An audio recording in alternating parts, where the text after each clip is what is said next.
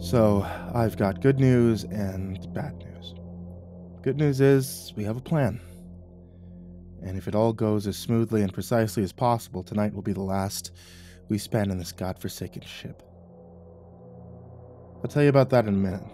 But as uncertain as we might be, this seems like the only chance we have to make it out alive. The bad news is, what started this morning as the four of us has now ended as three. I can't help but feel consumed with guilt because the only reason that is because I've made a stupid mistake. A grade A dumbass move that most people will yell at a character in a horror movie for doing. Shit. Let me get to what you've said first and foremost. I feel myself beginning to precariously dangled near to insanity, and focusing on your comments will help me keep from going the way of Wyatt, of mentally breaking. To the person who made the biggest and most detailed comment, many of the ideas you suggested, along with others, are what's going to ultimately go into our plan. So for that, thank you. Unfortunately, your idea about crossing out our names in the activity program, as good an idea as it was, is impossible to do. When we returned to our cabin to hole up for the night, I noticed that it had been taken. Whether that's because an action like that would have worked or not, I don't know. As much as the idea of dropping the anchor seems like a decent idea, none of us dare tread down to the crew decks and bowels of the ship again, not after yesterday. As for the idea of holy water, while I myself consider myself a believer, it's been many years since I've stepped inside of a church, let alone kneeling down and pray. Any power of faith I might have had is so damn weak I'd effectively be like flicking the nose of a hungry tiger and hoping it'll make it go away. And the others, as far as I know, are not the religious type. There's others who have said things I appreciate. But I should and need to tell you about today. When the four of us woke up, nobody said a word. The first few days aboard, we'd all gather around and discuss aloud what the plan for the day was. Now, though, after the horrific and soul-destroying things we saw yesterday, any attempt at conversation seems pointless. Without any prompting from anyone, I booted up the laptop, hoping against hope that someone might have an idea which would germinate into an escape plan. I felt the numbness which had settled over me lift somewhat as I scrolled through your comments. My eyes flickered over the suggestions, and I began to open my mouth to call for the others to join me, but I shut it just as quickly, seeing the comment one of you had made about the specters likely listening to us. I silently cursed myself as the realization hit me. They're right. They've likely been listening to us this entire time, and it's been how they've managed to always stay a step ahead of us. Just because we can't see them doesn't mean they aren't there. The thought made me cast a wry and somewhat paranoid eye to the far corners of the cabin. Ones that filled with shadows that even the bedside lamps couldn't banish. The mental image of a grinning face slowly appearing out from the gloom swam forward into my mind, and I felt myself begin to breathe quicker. I forced it away, willing myself to calm down. Instead, I snapped my fingers and beckoned the others to join me. Putting a finger to my lips, I pointed to the screen. The others crowded around me and read as I silently scrolled past the suggestions. Then, fumbling around for a moment, I found some stationery likely once used to send letters while aboard, along with a pen. I hastily scribbled down a message and passed it around to the others. Any of these ideas seem good to you? After a moment, three of them took turns writing things down quickly before sliding the paper back to me. Bending over, I saw the ideas about jumping from the stern of the ship, ejecting as many lifeboats as possible to use, and even feigning insanity to throw chairs and tables overboard to use as flotation were all ideas they liked. Okay. Now we're getting somewhere, I thought, feeling a little lighter. Until I saw the final thing my crewmates had written. The idea of burning the ship. Making her catch fire like she did in the 70s. Yeah, let's burn this motherfucker down. I looked up, arching my eyebrows and gesturing to the line. I saw Andrew and Spencer immediately nod enthusiastically. Vinny, however, looked unsure.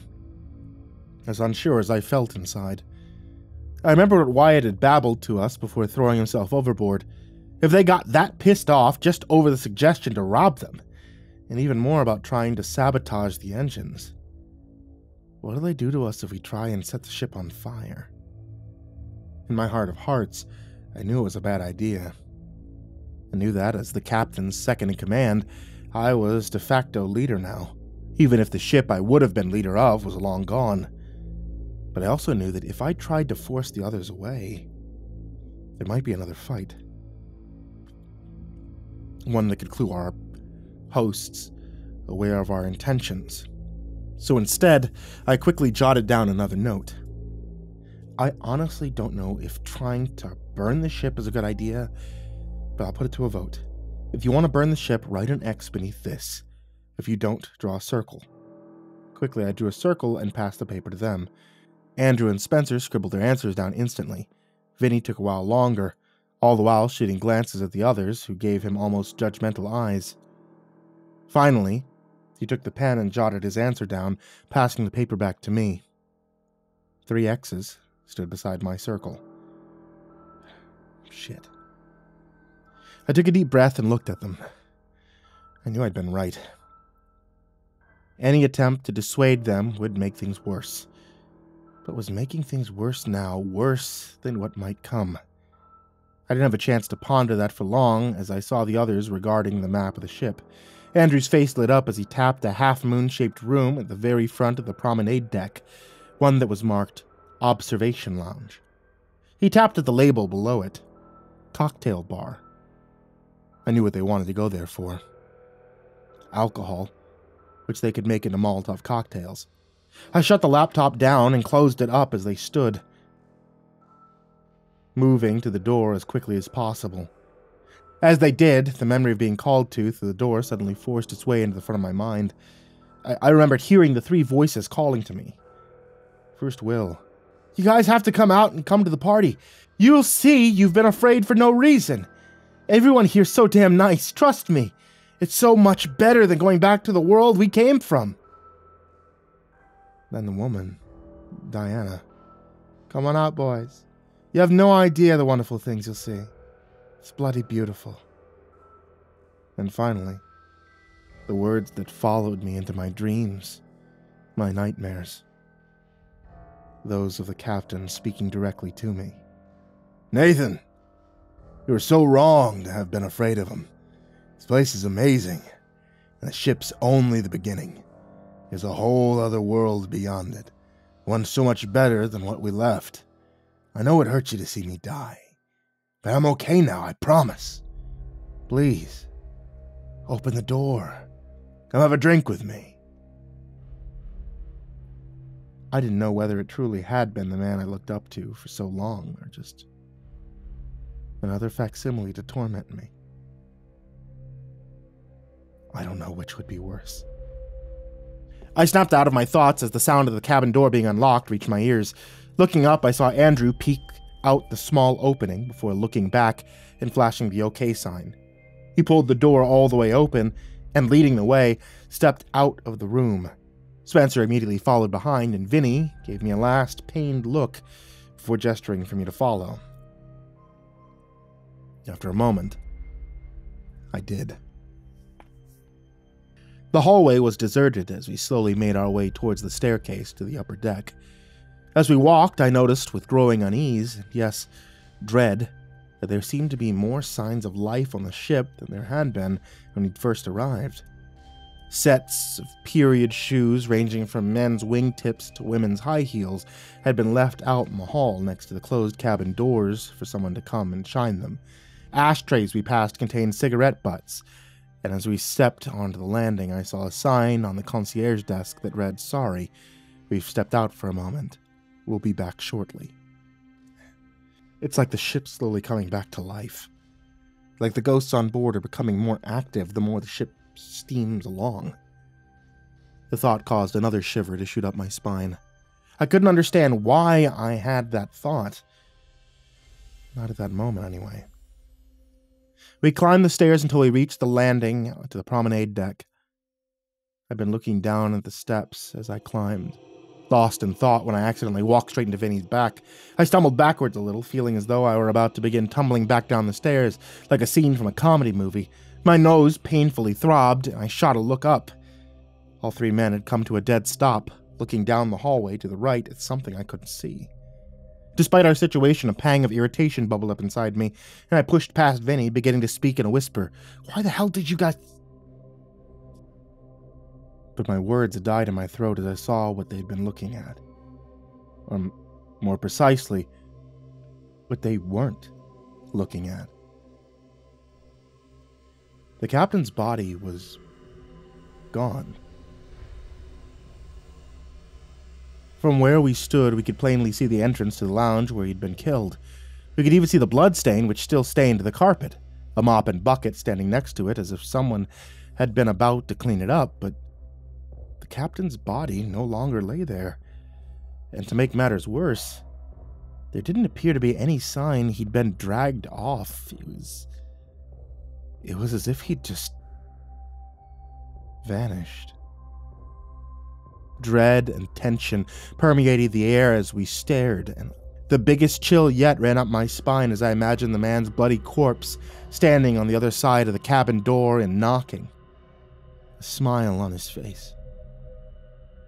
"Come on," Andrew finally whispered, then moved forward, heading for the bow of the ship.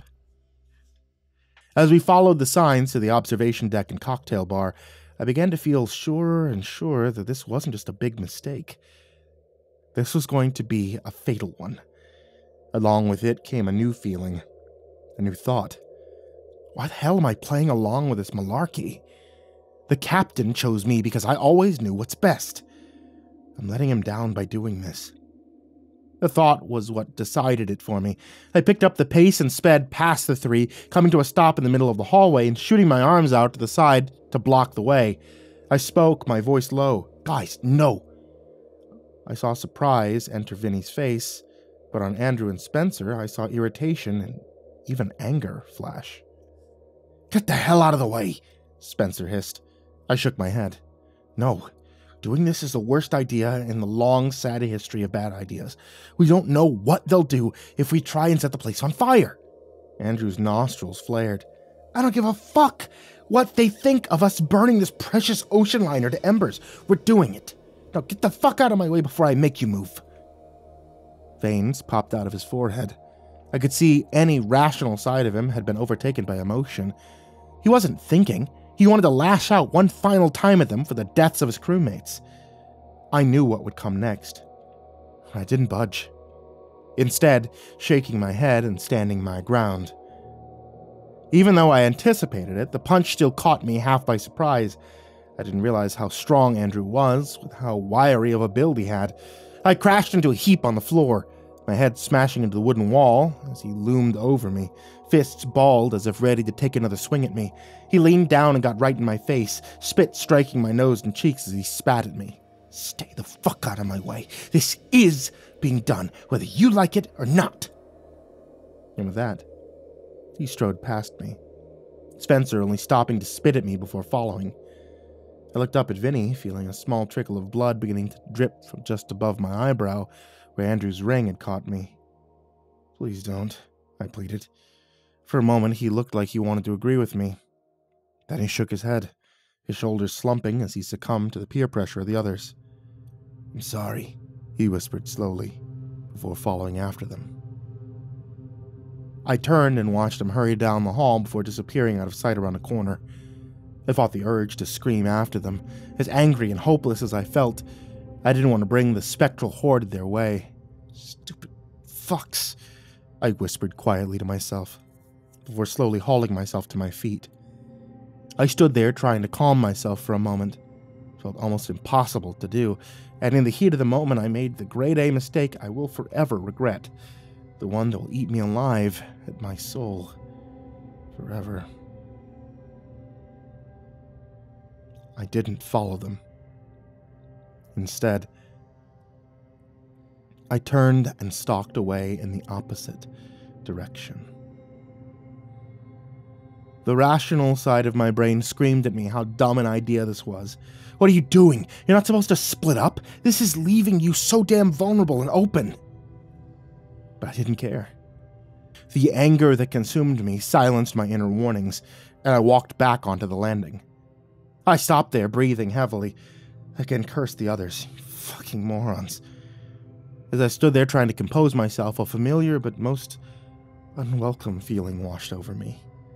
A massive shiver shot up my spine as the feeling of eyes boring into the back of my skull came. Almost at once, the anger and rage disappeared, washed away by a surge of fear and terror. Oh, for fuck's sake, dude. Slowly, I turned to look behind me, and I felt my blood run cold at what I saw. Standing almost directly on the spot where the captain's body had been lying, in the middle of the bloodstain, was one of the shadowy figures. It stood dead still, and even though it had no face, I could tell from the feeling I'd had that it was looking directly at me.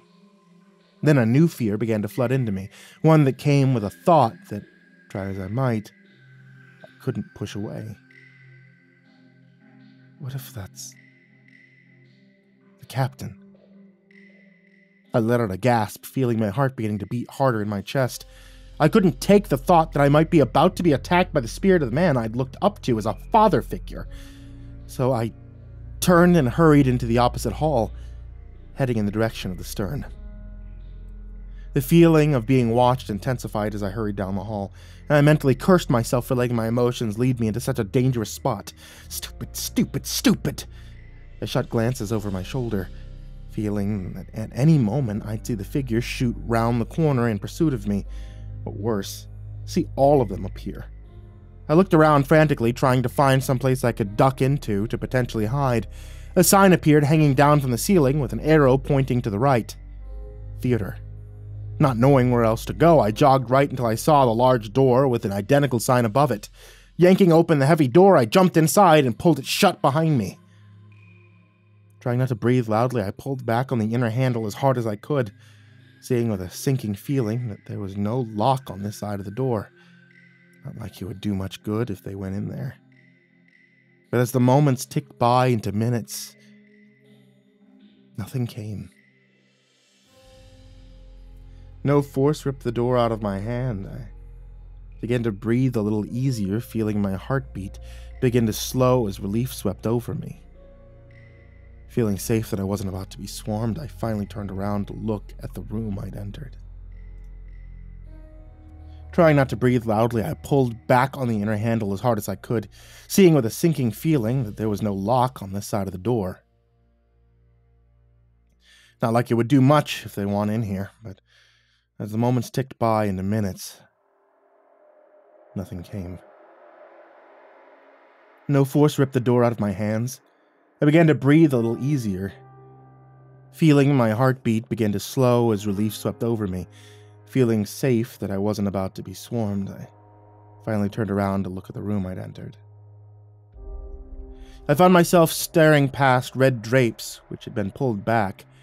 In the low light, I saw dozens, no, hundreds of red seats stretched out away from me towards the back of the room, and blue carpeting covering the floors. I only had a moment to look at the ivory white walls before I froze, realizing something. It should have been dark, almost pitch black in here. There are no windows to the outside, meaning it should have been like trying to walk around with your eyes closed, but it wasn't. And as my eyes flicked up to the back wall, I realized why. The projector was playing. I suddenly became aware of sounds playing from speakers on the walls.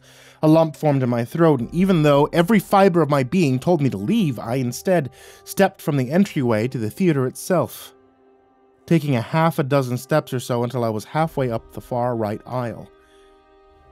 I turned to look at the screen.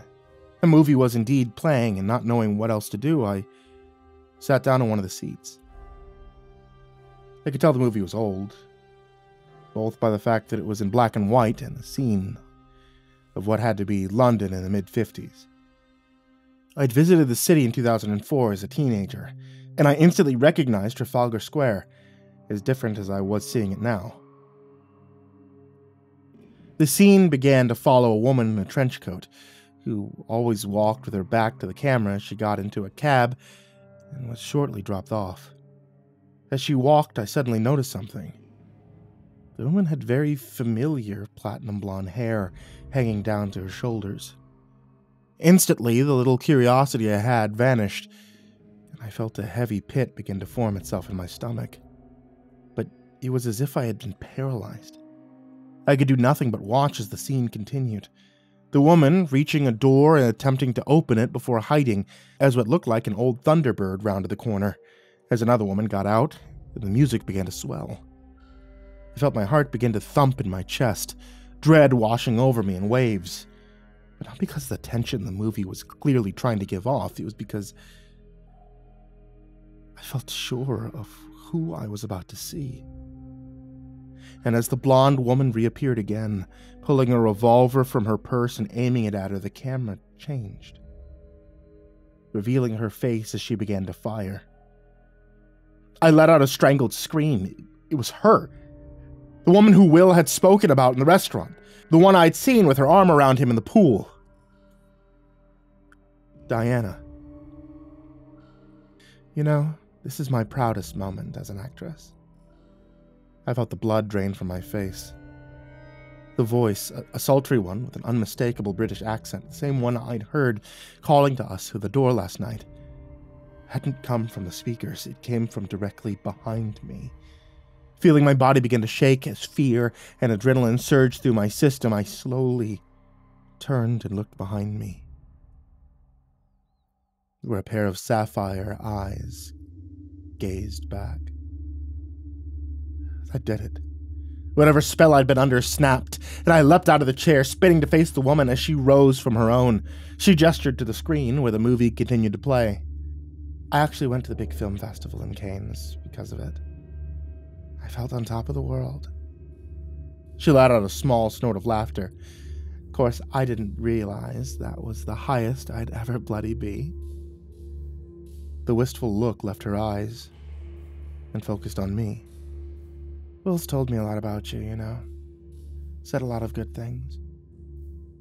Every fiber of my being was screaming at me to run, but it was though I had once again been paralyzed. I couldn't move, I couldn't even speak. Only stand and stare.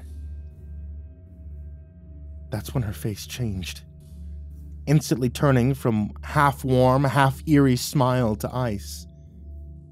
You're right, you know. Your friends are making a big mistake with their plan. Them trying to set fire to the ship isn't going to work. All it's going to do is make us mad. My eyes went wide as the realization hit. New renewed horror filling me. They know. And you know how we get when we get angry, Nathan? I finally managed to take a step back, seemingly able to speak again. The words of one of you that I'd often seen flash through my mind, of asking these ghosts or demons or whatever a question. My mind still screaming at me to run, but the slight hope that I could reason with them, perhaps convince them to let us go, was too much. And so I asked, my voice trembling, "What the hell do you want? What the hell do all of you want?" Instantly, I realized how dumb my choice had been as Diana began to laugh. Small snickers at first, then blossoming into loud giggles. They stopped as she smiled at me. One that, despite the fact it made her look strikingly beautiful, made me feel as though I wanted to scream. "We want you, Nathan. We want all of you." She took a step forward. I took a step back, my eyes flickering to the exit behind me as she spoke again. "You think the past just dies? It doesn't. It just melts away into what I can only describe as another reality. A beautiful one, where nothing ever ages. Nothing ever changes. One where we all stay, where everything as it was stays. She closed her eyes, shaking her head slowly. But it gets lonely. For all of us. The only bad thing about nothing ever changing is that we never see any new faces. New people to meet. Just the ones from where we came. The ones who've died. Her eyes flew open again, locking on me. I just begun to take a step back when I again felt rooted to the spot. But we're able to come back to see you. Thanks to the fact that the ship's sister still exists in your world, in your time, it gives us the ability to come back to find new people to join us in ours. Her face suddenly contorted into the most wicked, evil smirk I'd ever seen in my life. And we're always looking for new people to join us. Her words stabbed into my soul, filling me with horror, the likes I'd never felt before. In that instant, I knew there was no reasoning with them. There was no bargaining that could be made for us to leave. They would never let us leave. They wanted to take us back to where God only knows. And they'd do it to countless other people. How many people lost at sea is due to them? I let out an involuntary gasp as I finally managed to take another step back and froze. My blood turned to ice in my veins as the realization hit me, and I finally did scream because Diana's eyes weren't the only ones on me anymore. There were hundreds of eyes, hungry eyes that occupied every seat of the room. I turned and I ran. I ran for the exit as every person in their seats melted into the horrific shadowy faces that had chased and terrified us ever since we'd come aboard. The whispering, laughter, and screaming which had plagued my nightmares was so loud in my ears, I felt as though my eardrums would burst and begin bleeding. I let out the shrillest, most high-pitched scream I ever have in my life. My arms stretched out and reached for the door to the hallway. I slammed into it with all of my might and bounced off of it, crashing back onto my ass on the floor. What the fuck? I stumbled to my feet, running to the door and slamming into it again, and just like the first time, it didn't budge at all. "No!" I screamed, ramming into it a third time, but the metal refused to give. It was locked. "Nathan." I froze. My body beginning to violently shake as the voice reached me, a voice I knew well, a voice which had called to me through the door last night along with Diana and Will. I slowly turned to look behind me. All of the shadowy figures stood less than 10 feet away from me. The whispering, laughter, screaming had stopped, allowing the speaker to be heard. One of the shadows took the first step forward and then spoke again. "It's time for you to join us." I turned and began hammering on the door as the captain's words echoed in my ears, sheer terror fueling my screams. "Somebody open the fucking door!" I began to cry. This is it. These are the last moments of your life, all because you fucked up. You're dead. My mind began to shut down, trying in some physical reaction to spare me the horror that was about to happen to me. "Nate!" I snapped back to reality as the voice came from the other side of the door. For a moment I thought I'd finally snapped like Wyatt had. Then the voice came again. "Nate, you in there?" It's Vinny. My mind screamed at me. I began furiously pounding on the door again, seeing out of the corner of my eye the figures beginning to sweep towards me. "Vinny, unlock the door for God's sake!" I heard the sound of him beginning to fumble with the lock. I shot a glance over my shoulder and screamed again as I saw the figures less than a foot away from me and the door wrenched open. I was suddenly falling forward, crashing to the floor and feeling pain as the abrasive carpet tore at my hands and elbows. For a moment I was unable to think. The realization that I'd been saved, causing my brain to short-circuit, until the horror of realizing where Vinny stood smashed into me like a brick wall.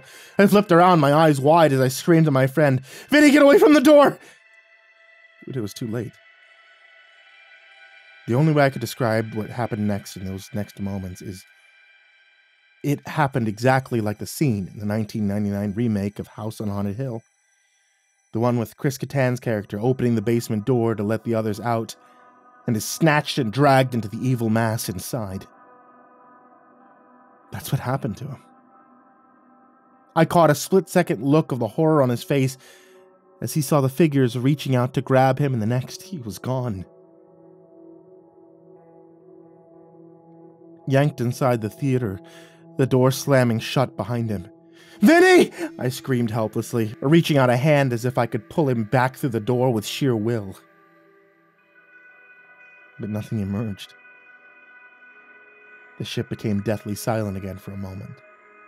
But only for a moment. The sound of racing feet suddenly sprang up from behind me. I spun around and began frantically crab-walking backwards as my mind screamed at me that the figures were now coming for me. Instead, I felt a wave of shock as Andrew and Spencer flew around the corner, terrified looks on their faces. "Nate, get the fuck up!" Spencer screamed at me, reaching out a hand and almost tearing my arm out of its socket as he wrenched me to my feet. "Run!" I didn't question him, I just ran. I ran after the two as the ominous, terrifying sound of whispering, laughing, and screaming began filtering down from the hallway that they'd emerged from. And it scared me almost more than anything in how pissed it sounded. More than when they'd caught us trying to sabotage the engines. We sprinted for the stairs, taking them down two at a time and only able to think about staying a step ahead of our pursuers. I don't know how long we ran, only that I was only able to keep going from the sheer amount of adrenaline that kept filling me. That and the image of Vinny being dragged into the theater to a fate that I could only pray was quick. We headed for the only place we knew, our cabin. When we slammed inside, we shut it, locked it, and proceeded to pile as much furniture in the room against it, trying to make what was likely a futile barricade, but one nonetheless. It was the only thing we could think to do. When we'd finished, I turned to the two men. "What the fuck happened?" I demanded. For a moment, neither of them said anything. Then Andrew spoke, his voice shaking. We got to the observation lounge, found a shit ton of alcohol at the bar, and started making Molotovs. We were halfway done when the voice came. The voice we heard on the stairs that day. He turned pale. We found ourselves staring at him. "Who was him?" I pressed. "Him. The captain of the ship. He was dressed in an old captain's outfit. He wagged a finger at us. He said it wasn't worth trying, that all it would do was make them do to us what they did to Wyatt. So we lit and threw a bottle at him. At the floor." Spencer spoke up. "Nate, it did nothing. It hit the floor and it lit up for a second, and then it was as if it reversed. The flame disappeared, and then he said he was angry." He swallowed. "His eyes turned black and we ran." He looked down at the floor, unable to speak anymore. There was silence in the room for a while. "What happened to Vinny?" Andrew finally asked. My eyes flashed up at him, and I felt the heat of rage burn in my stomach. I wanted to scream at him, to strike him like he'd done to me, but I held it back as I saw the look in his eyes. He was broken, and so I simply answered, "He didn't make it." At my words, I saw both men's shoulders slump. "We're not getting out of here alive, are we?" Spencer choked out. I took a deep breath and spoke, my voice calm and authoritative, like how the captain always spoke. "We're getting out of here tomorrow. We're going to plan, and tomorrow we're getting off this damn ship. And we're going to die trying." I didn't say the last part out loud, but I didn't have to. And so, as the sun began to set again on the horizon, we planned. They're asleep now. Both passed out on the bed, but not after each went into the bathroom for a few minutes. I heard them softly crying to themselves. Part of my heart felt for them, but another still burned with the fire and hatred of 1,000 suns. If it hadn't been for their harebrained idea, everything that happened today wouldn't have. If Andrew hadn't punched me, I wouldn't have stormed off, unable to think straight. I wouldn't have gone to the theater, and Vinny would still be alive. But as much as it kills me inside to say, I'm as much to blame as they are. I shouldn't have let my emotions get the best of me, and part of me thinks, I should have just let the figures take me, instead of him ending up as the sacrificial alternative for me. Vinny, I'm so sorry. I'm so sorry. I'm staring out the porthole window now as I type this out. I watch the moon rise in the sky and glimmer off the waves.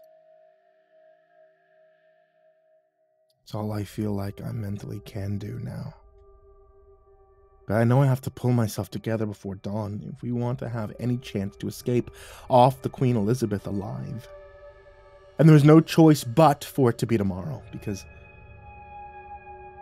as I sat here typing this, another program was just jammed under the cabin door, flying under our barricade. When I flicked on my flashlight, I saw that someone had written in black ink at the bottom, "For Nathan only." And when I flipped it open, I noted two things. The first was the date on it doesn't say 2023 like the last one. The date says Monday, June 25th, 1956. The second is the first notice at the top of the left page. 2 days until arrival in New York City. If you have not already brought your travel papers to the purser's office, please do it no later than 4 p.m. tomorrow evening. Thank you. I honestly don't know if the words that Diana told me are true or not, about the past never dying, but simply moving to a different dimension where it never changes, where the world stays stuck forever in one time period, endlessly repeating over and over for eternity, but I honestly don't want to know. The idea of such a world horrifies me almost worse than everything we've been through. And I think if she's right, and we don't escape tomorrow, the New York City we'll arrive in won't be ours.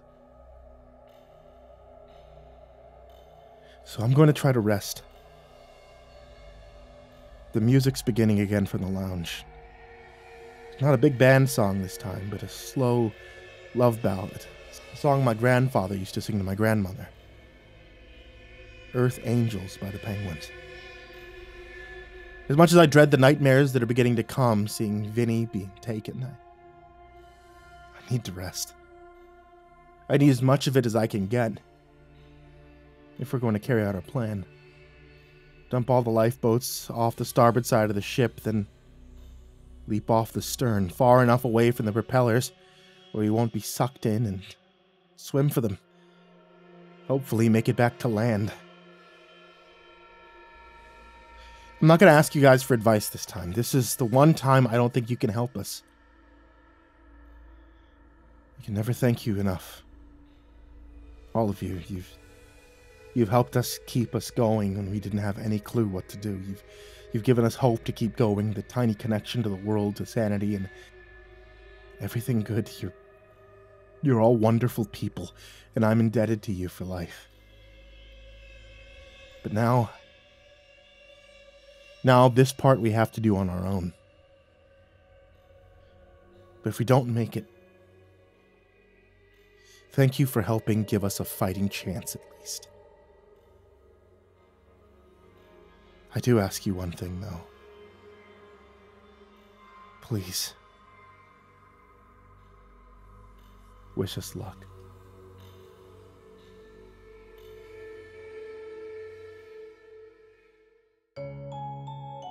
Fall is finally here, and it's finally cooling down, which means it's time for you guys to get yourself a hot cup of tea. My wife happens to sell tea. Etsy.com/shop/Ivory Monocle Tea sells different teas that are inspired by nerdy-based things, as well as a bunch of new teas that are available for the Halloween season. My personal favorite, and the one that I drink whenever I'm recording, is Dark and Stormy Night. It has a little Mr. Creepypasta symbol on it, and if you ask, you can get a little Mr. Creepypasta dabbing sticker. Also, anytime that you order one of those, you actually get my autograph on a little card, so if you want that, hey, you can get that. And finally, I want to give a huge thank you to everybody who supports me on Patreon. So I want to give a very special thank you to Jordan Humble, Diana Kraus, Disciple, Strategy Wolf Emoji, Sullyman, Brandon Mendoza, Brimstone Pandemonium, Caltuna, William Wellington, Scruffy the Janitor, Brenna Crow, Lakeda Canizales, Smiley the Psychotic, Jenna, Dante Kincaid, Simba's Bloody Mojo, Mephistopheles, Curse Pox Primarch, M, Jesus Corneo, Yargul, Verbal Horror, Amber Clark, Jay Kearns, Mike, Himbo Jerry, Crusader Chocobo, Gordon Dallas, Estebean, Seclude, Salty Surprise, Red Shadowcat, Turtleman, Cryolinian, Mr. Marcus Blitz, Dirt Diver 030, Voice of Sand, Psychomel, Melted Lake, Tali Sue, William King, Sashi Suzaku, Croconut 509, Stricken, Freddy Krueger, Hades' Nephew, Acid System, Sky Harbor, Nico Kyle, The Ginger Bros, Aaron Stormcrow, Daniel Polson, and Corey Kenshin. I really appreciate your support, and I cannot thank you enough. I wish you all the best. Sweet dreams.